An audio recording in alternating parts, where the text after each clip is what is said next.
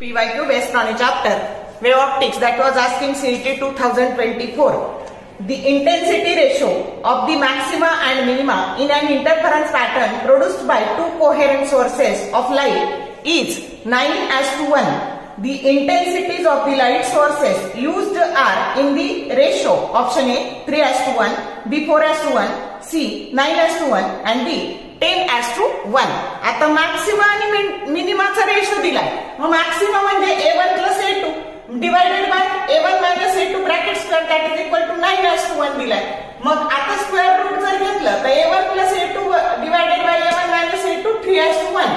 मग आता component dividend जर केलं तर आधी हे लिहायचं आणि त्यातून म्हणजे आधी न्यूमरेटर लिहायचा आणि त्याच्यातून न्यूमरेटर मध्ये प्लस आणि डिनॉमिनेटर मध्ये मायनस करायचा आणि मग आपल्याला A1/A2 ची व्हॅल्यू 2 मिळाली किंवा 2:1 मिळाली.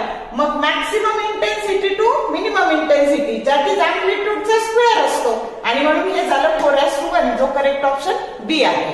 शॉर्ट व्हिडिओ आवडले लाईक करा, शेअर करा, कमेंट करा.